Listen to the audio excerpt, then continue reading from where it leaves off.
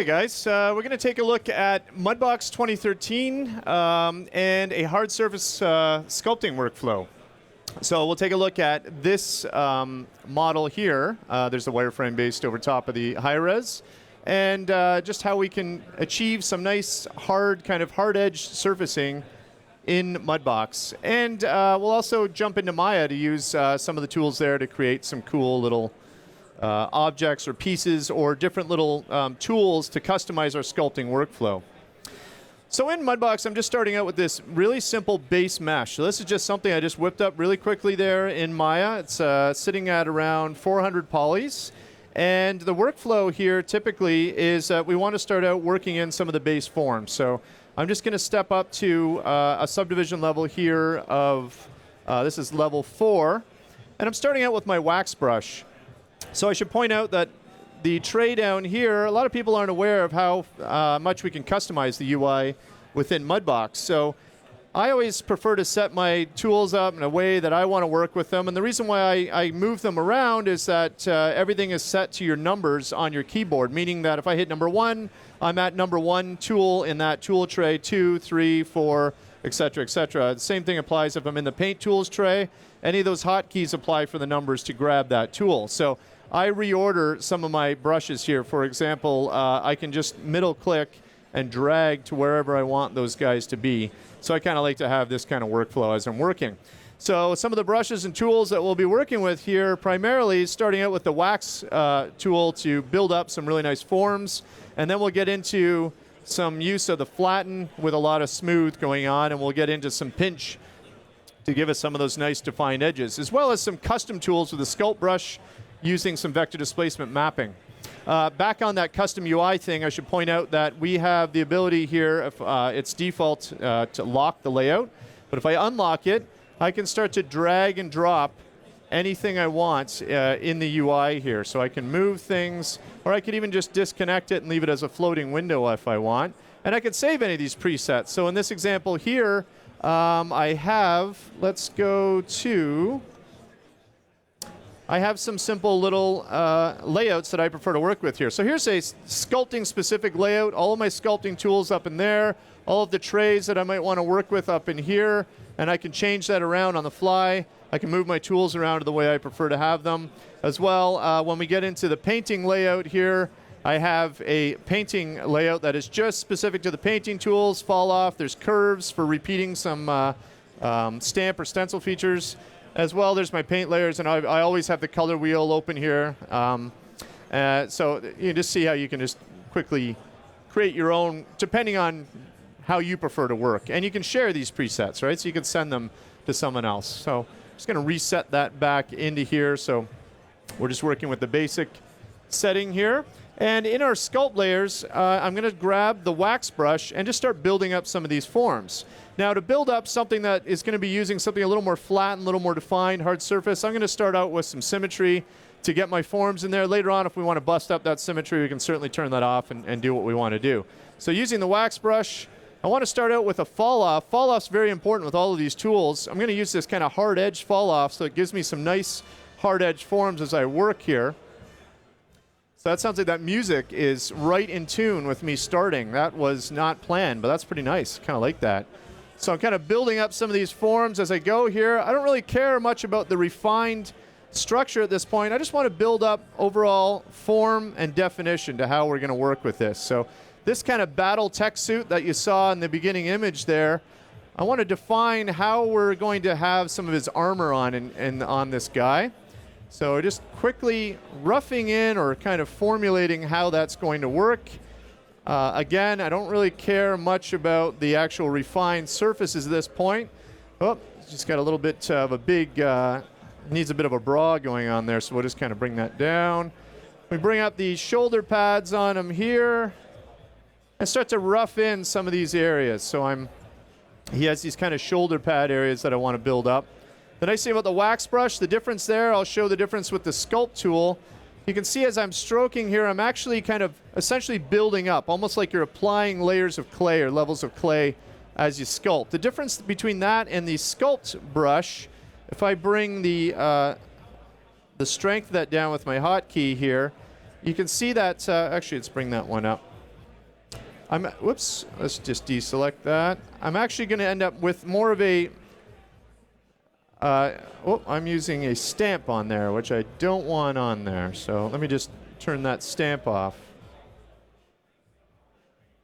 So the difference between the wax brush and the sculpt tool here, so this is going to give me kind of these nice quick build-ups, and they work great with other stamps and stencils, but I can't really as easily overlay that geometry. So I'm going to get a lot of geometry overlapping or kind of intersecting there. The wax brush lets me build up these forms kind of in a nice, kind of simple, almost kind of fluid motion here to really quickly build in these overall shapes. So let's just quickly build these in here. Let's reveal some of these. So we're just starting out building up some of these base forms. Again, I'm not really caring too much about the overall finite structure here. We'll leave that in another subdivision level. So if I step up to level 5 and jump into a sculpt layer in here, this is where I'm going to start using tools like the flatten brush. What the flatten brush does is, depending on the angle of your view, it's going to pull those vertices out to essentially a plane in space, depending on your pressure and size of your brush. So I can start to flatten out some of these areas here. Again, I'm using that, I want to use this nice fall off here. So I'm going to make my flatten brush a little bit bigger. And we can start to flatten and kind of hammer down these overall areas here. And we're just kind of paying attention to some of these edges as we go. And just flatten some of them out. A lot of this here at this point is just defining or essentially refining those forms and that structure that we built up here earlier. So at this point, I'm just concerned with kind of defining how the plating of these surfaces are going to work out on this model. Kind of working that in with that flatten brush. And another cool thing with the flatten brush here, two cool things actually. If I jump into the flatten brush, I can use a nice little stamp image on that. So in this case, I'm just going to take the default square. And by using that, it's going to give me, you can see I'm getting those hard edges right away coming up. So I can definitely use that to define some of these hard edges. And then using the Shift hotkey, I can swap between my smooth brush to smooth out any of those kind of bumpy forms that I may be getting in between there. And then another thing I can do is if I go into the advanced folder on my properties of this flatten brush, I can click Orient to Surface. And this is important because I can be working in this view, but now I can slide across the geometry. You'll see that I'm following the plane or the normal average of the geometry there. So this is perfect for when I'm working on these forms in this area in here and smoothing this out, kind of defining any of those hard edges. And then I can just, while I'm looking at this view, I can work with how that's going to be in conjunction with that view. Same with this. If I want to work on finite areas in here, I can work in conjunction with that area there. So the brush is sticking to the surface there based off of the normal average there. Let's step up and move on to some other areas in here. So here we're just kind of refining. There's a bit of a little bit of organic sculpting going on underneath here. That's just using something like the foamy brush, which is going to give you those nice kind of built-up structures that can overlap over top of each other. And again, all I'm doing here is a lot of flatten and smooth. I should point out a good little tip here. It's really easy to want to jump up in Mudbox to a really high-resolution subdivision. It's kind of, you can go ahead and do that, but the best way to work is start low, build out your forms, build out your definition, and just start gradually building up. And that will definitely pay off later. You can always go back and add a lower level layer and add some different forms that your higher level will pick up at any time. That's the nice thing about the layer system here in Mudbox. So I'm using these tools here, flatten. I wanted to point out the pinch brush does an excellent job of sharpening these things. So I'm just going to show what it does, but unfortunately I don't want to really use it right at this point, and I'll explain why in a moment. You can see that if it's showing up on the screen, I'm really getting these nice sharp kind of edges going on in there. And if I want a little more accuracy to that, I just hit undo on that because I'm going to turn on my steady stroke. Steady stroke's going to give me this nice lead off with my brush. So I can get that nice kind of defined edge or corner on there. And if I go into my strength, let's crank that up a bit. There, we're starting to get a little more sharpened edge. Now, the reason why I typically don't like to use the pinch tool at this level of subdivision, it does a great job for this, and if all you really care about are the forms at this point, then that's excellent to do this. But if you're going to start painting on the existing UV layout, I say existing because you don't need a UV layout in Mudbox. You can use PTEX. You can paint with a UV-less workflow if you want, but this guy does have UVs. For this purpose, I will use UVs. The difference there is if I put the wireframe on, you see what the pinch brush is doing. I have this nice edge flow happening here, but the pinch brush is pulling in all of those verts. And that's fine, but when I get to painting that, that's going to cause a bit of a problem. Well, we have a couple ways that we can work around that. Let's turn these, I'm just going to undo what I did on that so we can step up and take a look at some more kind of refined areas here.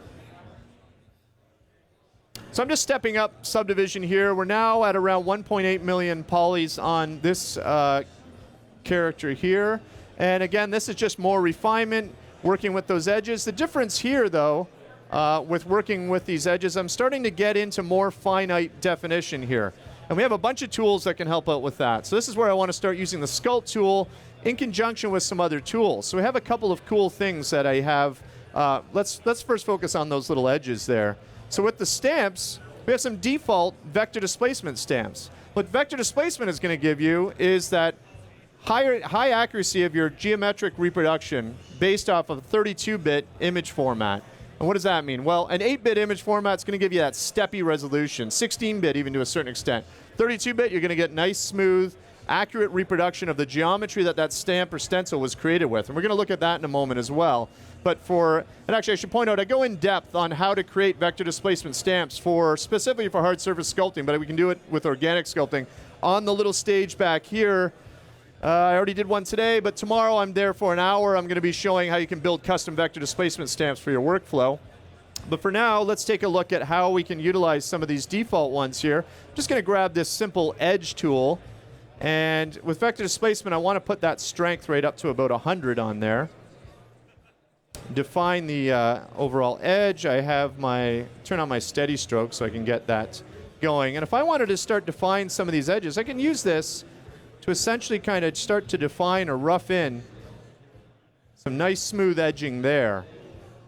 It's giving me a bit of a lip, but I don't really care about that because I need that nice sharp edge. Because what I'm going to do is flatten and smooth that lip out here in a moment. The difference there, I talked about the pinch brush and what we're getting there. This is still maintaining the smooth geometry there based off of how that geometry was built. While I'm in this far, if I zoom in with that pinch brush, just to show the difference, I'm going to start breaking down that geometry. It's pulling in, and if I really bring this up, let's turn off steady stroke on here. If I really bring this up, you see it's grabbing geometry from the outer areas here and pulling that in, which is fine again, but if you're using a UV painting workflow based off of the UVs on this geometry, you're going to get stretching in there. Whereas using something like vector displacement is going to keep that geometry a lot cleaner and nicer. So we'll turn the wireframe off. Again, I'm using the flatten brush here, and all I've done is I've defined those nice hard edges on there, and I'm going to turn off. Actually, no, I'll leave on the flatten with our different orient to surface format on there. And now we can start to define in a little bit more of these, and if I want, switch back and forth between that nice square stamp and the simple default flatten here. And start moving along towards these edges in here. A lot of this here, not much magic going on other than some polishing here. So I'm switching between flatten and smooth to make sure that that area is nice and flat and square. So let's move on and step up to some other levels in here. I'm just going to step up to a top resolution. So I pushed this guy up to around 8 million polys simply because I just wanted to really have some nice tightened details. And then I start to get into some other vector displacement stuff up on his head in here. So I get into some vector displacement detail and some head detail on him there. And the way that a lot of these details here were achieved to give that nice clean kind of cut edge, again, was with these vector displacement tools. So go to my Sculpt tool and keep it at 100. I want 100 strength, so it's giving me the accurate result from the image based off of the geometry it was created from. And if I go into my image browser, I'm just going to drive in the directory that I'm working with here. There we go. I'll choose that. I'm going to bookmark that. So in my image browser here, I can bookmark a texture directory so that I'm always working with that same texture directory there. And let's go into, oh, these are just regular maps. Let's grab, oh, let's grab a different one here. I want,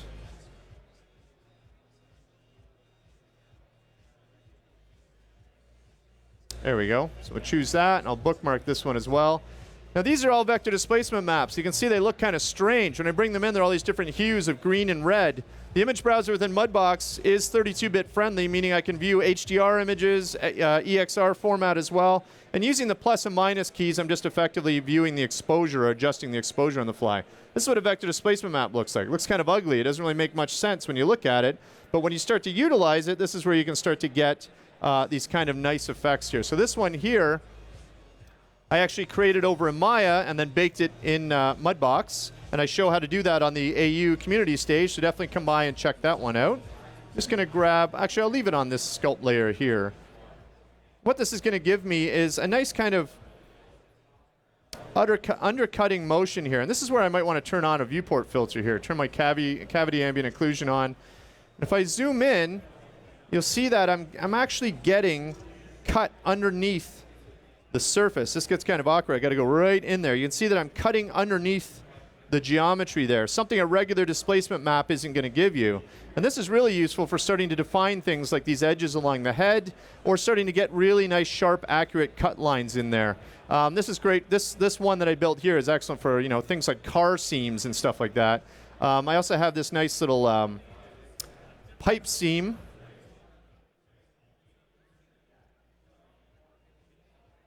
Just to use to give you some kind of beading along the edge there. And just to show, if I can get underneath the profile, it is actually cutting underneath that tube, so I can get that kind of nice finite, if I wanted a pipe seam, for example, along this in here, so that we get this nice kind of seam. And you can see how smooth and fluid the sculpting in Mudbox is. I'm working at around 8 million polys on this guy. I'm actually going to remove these guys, and what we'll do now is reveal a couple of other objects on here. So with this guy, he has a bunch of different, actually we'll show all those later. What I want to do with this guy is step him down and actually take advantage of some of the tools in Maya. You could use Max or Softimage for that matter as well. I'm going to bring him down just to a bit of a lower resolution that I have all my sculpt layers displayed, but it doesn't matter what level of resolution I'm going on. They know that it knows that it's still displayed, so it's still going to give me that resolution. So if I want something that's a little bit lighter, maybe down to something simple like this. This is just 100,000 polys, or actually we're down to 29,000 polys here. I can select that model. I'm going to send that over to Maya. So I have a Maya open, so I'm going to add the selected to the current scene, and it's going to ask me, do you want to send the base mesh, or do you want to send the mesh at the current level? I'm going to send the mesh at the current level because of the sculpting and the change that I've done there. So if I send that over to Maya here, I just click that, and it's going to bring it in. I have some of these little objects that I'm working with in here. So I have this, this simple little object that I want to use in conjunction with Mudbox. One of the things that I've done on this object, if I put the smooth mesh preview of hitting the number 3 hotkey in Maya, which is going to show me a subdivision preview, you'll see that this simple little light object is actually subdivision friendly as far as hard edges are concerned, simply because I've used the crease tool. And I use the crease tool to define all of those edges, these blue borders that you're seeing, to hold those hard edges. And why is that important? Well, Mudbox 2013 now finally supports the preservation of hard edges or creasing from Max, from Maya, from Softimage. So in this case here, I can take this little object that we have here. So there it is, and I can send that over to Maya. But just before I do that, let's take a look at something else while we're in here in Maya. So I can send that over, and when I subdivide, it's going to preserve all of that hard edge creasing that I have there, because it preserves hard edging from other packages there now. So another thing that I want to bring up in here, let's take a look at this. This is another neat thing about working with Mudbox in conjunction with other packages. For this case here, we're working with Maya. So what I want to do is I have this simple little emblem, and I want to have that piece of geometry flow along the surface of this piece of geometry. Well, that's really simple. If I just use underneath the mesh menu, I'll show you where it is. I have a little hotkey up here for it. But underneath mesh, we have transfer attributes. And in there, the most important thing for what I'm doing here is I want to turn on vertex position. So if I turn that on, I don't really care about all the UV stuff. That's fine. We can do closest to point. And if I apply that, you can see that it snapped it to the surface there. So now I have this object snapped to my surface, and I'm now effectively dragging that geometry around. It's kind of like a shrink wrap, like you could do in Max. You could do that same idea in there as well. So I can now start to move this around and start to scale it. Maybe we want this, something like that. And I'm just taking advantage of the mesh that I've augmented or sculpted in Mudbox to place that piece of geometry. So let's go with that. The most important thing I want to do there now, if I'm happy with it, delete history so it's freed from that mesh. Let's grab this guy, and we'll just make a little layer to hide him away. And if I grab this mesh, I can just quickly grab a simple extrusion and get this guy a little bit of depth on him there, and maybe add a division on him there. That's fine.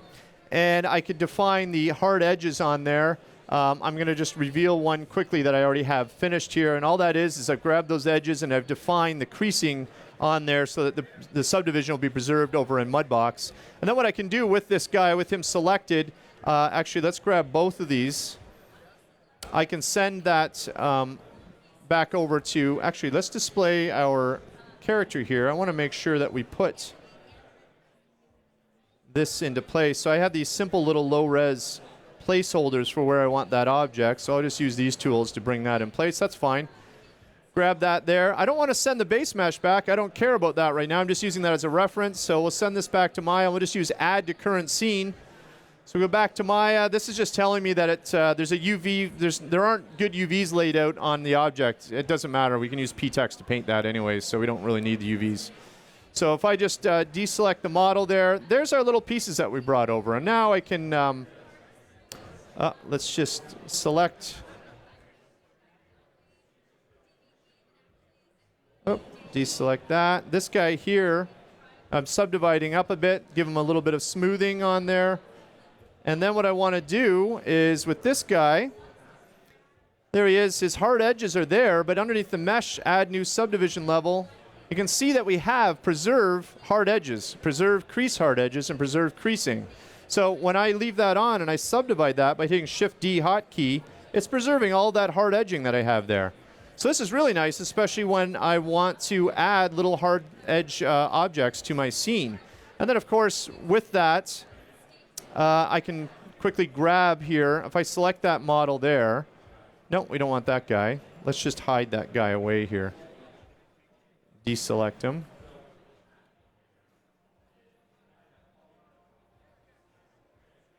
There we go. So if we take this guy here, I can duplicate that object and then flip that mesh around X. So now I'm just quickly duplicating and flipping it so I can add it to that object there. I want to just hide these objects away, because then what we'll do is we'll just reveal a bunch of objects that are placed in here using that exact same technique. So I just right-click and use Show All. You can just bring in all of these other little objects here that were built, like an antenna and these little side pieces that were built over there in Maya using the same technique. These tubes are actually just grabbed from the Mudbox community. I just went into the library and grabbed base meshes. And then we have in there, there's a simple cylinder that I was able to load over here. And then using the pose tools, I just deformed that to give me that kind of flowing pipe geometry on there. And then he has these cool little turbines going on down there. And now if we just take our textures here, go back to our texture layer, we can start to reveal some of the textures. So another thing that I did to utilize some of the hard surfacing on here, let's turn on some of these diffuse textures in here. I'm going to turn off these. These are masks that I'm using here to mask out a bunch of different areas. So on the bump map here, I can start to bump in a bunch of different areas if I want to add to that overall effect of the hard surface thing on there. So in this place here, for example, I can start to paint in some simple bump. Maybe we want the steady stroke on to give me a little more flowing accuracy on there. So you see I can get these bump maps in here. The nice thing about that bump map workflow while painting in here, if we reveal all these other bump maps, is that in Mudbox you can effectively paint live your normal maps. And the way you do that is by painting your bump maps any of these bump maps. So I have, for example, all these line details that are painted in to add a little more detail to our hard surfacing on there. If I grab this Under Armour, that's all of this detail up in here. So we have these kind of scales and little kind of pocked dots along the kind of under skin underneath the armor. If I right-click on that, I can go down to Normal Map from Bump. And at any time, I can create a normal map from that. So let's turn off that bump map. Oop, there's our normal map. Let's turn off the bump map of it. And now we're just effectively working with the normal map. And there's a normal map of that. And now I can just keep adding to this. I can keep painting up bump maps, converting them to normals, and blend them together in my normal map channel. And to show how those normals look, we can actually solo that as diffuse. So any of these texture layers I'm working with in any channel, diffuse, specular, incandescence even, I can solo that. So I've now soloed that layers as diffuse, and it's showing me the normal channel as to how it's going to look on there. So we'll unsolo that and reveal the rest of our character on here. One last thing, I've got, I think, 3 minutes here. So one last thing I should point out. This is actually kind of cool. Mudbox has a really tight relationship with Adobe Photoshop. Any of these channels, I can export the entire channel over to PSD and have a live connection back and forth with Photoshop. But we also have the ability to do a bunch of nice adjustments on the fly here in Mudbox using this Adjust Color window. So this is going to allow me to change things dramatically. If I want to do different variations, for example, for concept approval, for art direction approval or something like that, I can do that really easily on here. So let's change this guy up to something maybe like that blue. Turn that on. And let's turn on a couple of the viewport filters in here. The reason why I want to do that is we can show how we can render out some nice little test images. That's fine there. So underneath the render menu, I can render out simple screen images. So all of these images I showed at the beginning of the presentation there, I rendered out in this simple way. So the default's going to be the width of your resolution of your viewport, but we have these defaults. You can double the resolution. Let's do that. Let's double the resolution. We're basically doing it's 3200 by 1900. I've rendered out of here 16K images, and the nice thing about that is you get this really nice, clean, simple, quick image. So if we hit Save Image on that, I am going to put that in the default documents folder here, and we'll just call that hard surface. Whoops, it's not typing. There it is. Hard surface test. And I'm going to leave the file format just to be a PNG. It'll alpha out the background for me. So if I hit save, you'll see how quick this is. And there's two reasons for that. Mudbox is really quick at rendering these high resolution images, so I'm effectively rendering a 3K image, and there it is, image saved. And another primary reason why I'm able to get that fast, here's our test, is that I'm using this Intel. Is this it right here, Sean? Well, oh, it's a solid state drive, so it's I could drop it actually. Solid state drive, and these drives are phenomenal, and the reason why I'm able to render that quickly to that drive is because of how fast the speed performance is. So there, it's going to open up Photoshop to show me that image, unfortunately. There's the alpha channel in there. Let's get rid of that. Okay, thank you. Continue that trial. Now we'll see if we want to purchase that or not, actually. So if I use this, I can open with, just use window photo. And there's the image that I just rendered out. There's our 3K image that we just rendered out live right out of Mudbox there. So anyways, that's my, my spiel there for today. As I said, I will be doing an hour on the AU community showing the creation of vector displacement stamps and stencils for hard surface workflows specifically, and a bunch of other tips and tricks. Come by and see, as well as some painting workflows. Other thing I want to point out, come by and see Pixar's demo using Mudbox with the Maya viewport and their amazing open source subdivision geometry in the Maya viewport. It's phenomenal. You're talking like 4 million verts, fully deforming, with vector displacement mapping live in there using PTEX. They'll be here, and they'll be at the community theater. I'm not sure when. It's on the schedule. And the last thing is, come by Wacom this afternoon. I'm going to be over there showing Mudbox Touch on their touch display. So I'll be actually sculpting and painting with a touch display. So come by and check that out. Thanks a lot, guys, for coming by and checking this out.